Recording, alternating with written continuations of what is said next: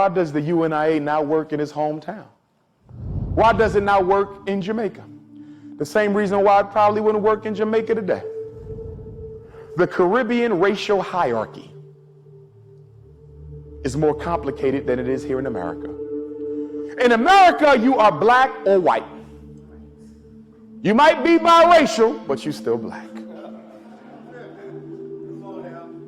You might be light-skinned with green eyes, but in America, one drop makes you African. It's a little more complicated in the Caribbean. It ain't just black and white. They have a hierarchy of colorism.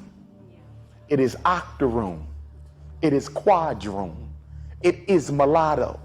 In the Caribbean, being a half shade lighter can make the difference between whether you pick up trash for a living or run for elected office. Marcus Garvey, being a blue, black, purple, nappy-headed, broad-nosed African, could not succeed with a program of racial equality in an island ruled by colorism. So it did not work.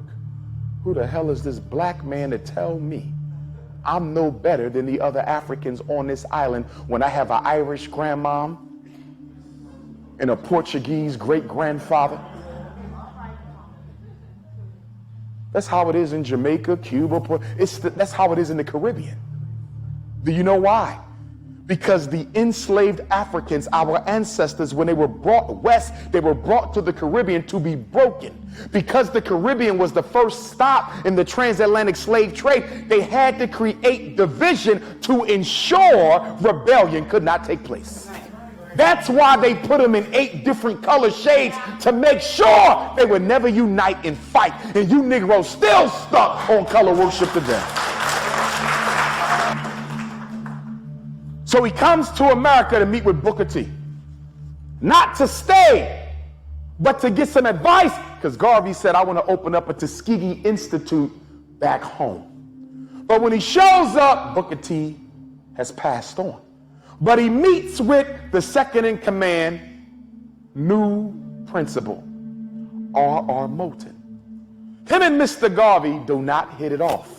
We find out later that R.R. Moulton, Booker T's vice president turned president after his death, was a paid Army agent who was sent to Tuskegee to investigate Booker T to see whether or not it was true that he was using Tuskegee as a hideout for revolutionaries. We talk in the late 1800s, early 1900s. You had agents back then. Imagine what you got now.